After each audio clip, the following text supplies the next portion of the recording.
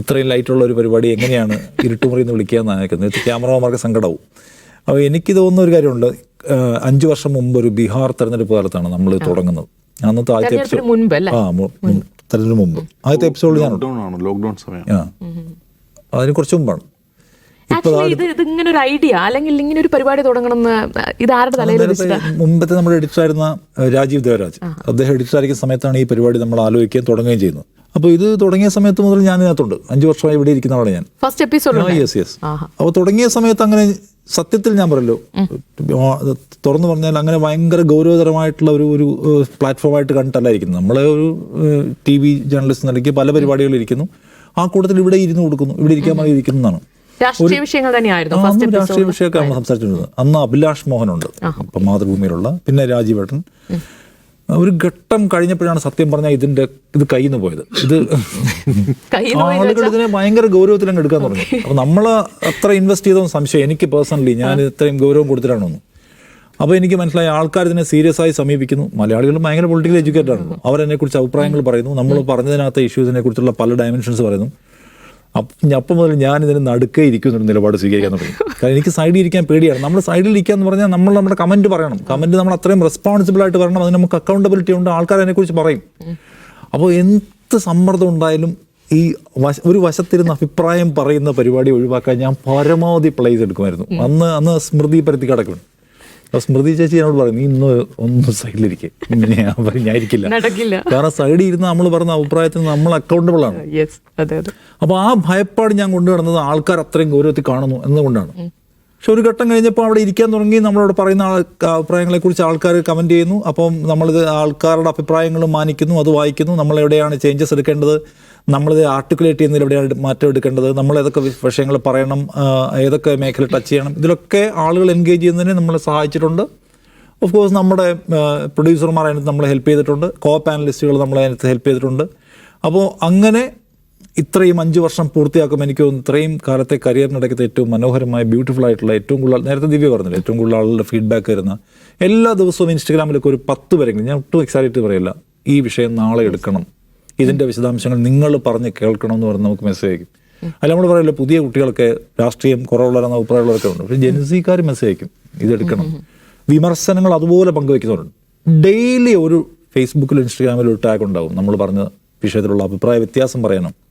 ചിലപ്പോൾ നമ്മളിവിടെ നിന്ന് ഒരു നിലയ്ക്ക് ഉദ്ദേശിക്കാത്ത തരത്തിലുള്ള ചില ഡയറക്ടേഴ്സ് ബ്രില്യൻസ് ഒക്കെ പറയില്ല, ഡയറക്ടർ പോലും ആലോചിക്കാത്ത ആൾക്കാർ എഴുതുന്ന പറഞ്ഞ പോലെ നമ്മൾ ഒരിക്കലും വിചാരിക്കാത്ത അർത്ഥതലങ്ങളൊക്കെ വെച്ച് നീണ്ട ലേഖനം എഴുതിയ ആൾക്കാരെ കാണാറുണ്ട്.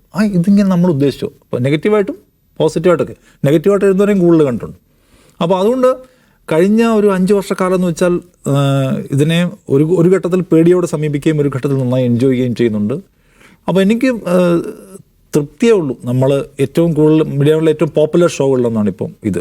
മീഡിയകളിലെ മാത്രമല്ല ഷോ, ഞാൻ ഒരു അഹങ്കാരം പറയല്ല, കേരള മീഡിയ ഫ്രട്ടേണിറ്റിക്കകത്ത് എടുത്തു നോക്കുകയാണെങ്കിൽ ഏറ്റവും കൂടുതൽ ഡിസ്കസ് ചെയ്യപ്പെടുന്ന പരിപാടികളൊന്നാണ്. കഴിഞ്ഞ 5 വർഷത്തിനിടയ്ക്ക് എപ്പോഴെങ്കിലും നമുക്കിത് അവസാനിപ്പിച്ചാലോ എന്ന് തോന്നിയിട്ടില്ല. കാരണം ഇതിൻ്റെ ഒരു ട്രാക്ഷൻ കുറയാണ്, ആൾക്കാർക്ക് ഇതിനെക്കുറിച്ച് മതിപ്പില്ല, ആളുകൾക്ക് ഇതിനെ മടുക്കുകയാണ് എന്ന് തോന്നുന്നില്ല. എന്ന് മാത്രമല്ല, ഈ കാണുന്ന സെറ്റ് പോലും മാറ്റാൻ തോന്നുന്നില്ല. ആളുകൾ അത്രയും ഒരു തവണ മാറ്റി നമ്മൾ പരിപാടി കുറച്ച് കളറായല്ലോ, എന്നാൽ കുറച്ച് കളറാക്കിയേക്കാം, സോഫയും കുറെ പൂവൊക്കെ ആക്കി. ആൾക്കാർ മാരകമായി ചീത്ത വിളിച്ചു, ഇത് വേണ്ടെന്ന്. കാരണം ഇത് കേൾക്കാൻ ഞങ്ങൾക്ക് ഇതിനകത്ത് പറയുന്നത് കേട്ടാൽ മതി, ഇതിന്റെ ഷോ വേണ്ട, പിറ്റേന്ന് അവസാനിപ്പിച്ചു അത്. അപ്പോൾ അതുകൊണ്ട് ഇത് എപ്പോഴെങ്കിലും അവസാനിപ്പിച്ച് കളയാം, ഇത് നിർത്തിക്കളയാം എന്ന് തോന്നിയിട്ടില്ല. ആ നിലയ്ക്ക് ആളുകൾ ഡെയിലി ഇതിനകത്ത് എൻഗേജ് ചെയ്യുന്നതിനെ കൊണ്ടു നടക്കുകയും ചെയ്യുന്നുണ്ട്. ഭയങ്കര സാറ്റിസ്ഫാക്ഷൻ ആണ്. ഈ 5 മണി ആകാൻ വേണ്ടി കാത്തിരിക്കുന്നവരുണ്ട്. അത് ചില ലൈവ് നോക്കിയാൽ അറിയാം, ഇത് തുടങ്ങുന്നതിന് മുമ്പേ അതിൽ വ്യൂസ് ഉണ്ടാവും. അതായത് ദേ ആർ വെയിറ്റിംഗ് എന്നുള്ളതാണ്. ചിലർ താഴെ കമന്റ് ഇടുക, നിങ്ങൾ എന്താണ് ഇത്ര ലേറ്റ് ആവുന്നത്, വൈകുന്നത് എന്നൊക്കെ ചോദിക്കുന്നവരൊക്കെ ഉണ്ട്. അങ്ങനെ സ്ഥിരമായിട്ട് കാണുന്നവർക്ക് ഇന്നിപ്പോൾ ഒരു കമന്റ് കണ്ടു, ഈ വർഷം കംപ്ലീറ്റ് ചെയ്യുമ്പോൾ ആകെ 5 എപ്പിസോഡാണ് മിസ് ചെയ്തിട്ടുള്ളത് എന്ന് പറഞ്ഞ ആൾക്കാർ. ഡെയിലി ഓരോ എപ്പിസോഡും കണ്ടിട്ട് വിടാതെ കാണുന്ന ആൾക്കാരുണ്ട്. ഞാൻ കഴിഞ്ഞ ദിവസം സൗദി പോയപ്പോൾ ഒരു കക്ഷിയെ കണ്ടു, അയാൾ ടി വിയിൽ ഒരു പരിപാടിയും കാണുന്നില്ല, ആകെ കാണുന്ന ഔട്ട് ഓഫ് ഫോക്കസ് എന്ന പരിപാടിയാണ്. അതിൽ വരുന്ന 3 വിഷയങ്ങൾക്ക് അപ്പുറത്തേക്ക് വല്ല വിഷയം സംഭവിച്ചാൽ കക്ഷി അറിയില്ല. ഈ 3 വിഷയങ്ങളാണ് പുള്ളി ഡെയിലി എടുക്കുന്നത്. അത്രയും ആൾക്കാരുണ്ട്. അപ്പോൾ ഞാൻ പറഞ്ഞത് അത്രയും പോപ്പുലറായ, അത്രയും സ്വീകരിക്കപ്പെട്ട ഒരു പരിപാടിക്ക് നമ്മൾ റെസ്പോൺസിബിളായി നമ്മൾ കൊണ്ടു നടക്കുന്നുള്ള എന്ന ചാരിതാർത്ഥ്യം എനിക്കുണ്ട്. ഏതെങ്കിലും തരത്തിൽ ആളുകളെ തരത്തിൽ ഡിവൈഡ് ചെയ്യിക്കാനോ മനഃപൂർവ്വമായി എന്തെങ്കിലും നുണ പ്രചരിപ്പിക്കാനോ നമുക്ക് ചില മിസ്റ്റേക്സ് ഒക്കെ പറ്റിപ്പോയിട്ടുണ്ട്. ലോകത്ത് എല്ലാവർക്കും പറ്റത്തില്ല. അതിന് നമ്മളത് കറക്റ്റ് ചെയ്യുകയും ചെയ്തിട്ടുണ്ട്. അത്രയും ദുരഭിമാനമൊന്നുമില്ല. അപ്പോൾ ഏതെങ്കിലും നിലയ്ക്ക് ആളുകളെ വിഭജിക്കാനോ അല്ലെങ്കിൽ റേറ്റിങ്ങിന് വേണ്ടി ഒരു റോൾ പ്ലേ എടുക്കുക, അജിംസ് ഈ ഭാഗം പിടിക്കുക, ഞാൻ ഈ ഭാഗം പിടിക്കാം, അല്ലെ ദൗസായി മറ്റേ പിടിക്കാം, നമുക്ക് അടിക്കാം, ഈ വക ഒരു പണി എടുത്തിട്ടില്ല. ചിലപ്പോൾ ചില വിഷയങ്ങളിൽ എല്ലാവർക്കും ഒരേ അഭിപ്രായമായിരിക്കും, ഒരേ അഭിപ്രായം തന്നെ പറഞ്ഞു പോയിട്ടുള്ളൂ. അതിൻ്റെ പേരിൽ ചില വിഷയങ്ങൾക്ക് ട്രാക്ഷൻ എന്നത് നമ്മൾ പരിഗണന വിഷയമാക്കിയിട്ടില്ല, നമ്മൾ അഡ്രസ്സ് ചെയ്യേണ്ട വിഷയമാണെന്ന് എത്രയോ വിഷയം എടുത്തിട്ടുണ്ട്, ദിവസങ്ങളോളം എടുത്തിട്ടുള്ള ഒരുപാട് വിഷയങ്ങൾ. കാരണം അത് നമ്മുടെ കമ്മിറ്റ്മെൻറ്റിൻ്റെ ഭാഗമാണ്, ആൾക്കാരോട് സംസാരിക്കേണ്ട ബാധ്യത ഉണ്ടതിനെക്കുറിച്ച് നമ്മളത് എന്നതിനെ മുൻനിർത്തി എടുത്തിട്ടുണ്ട്.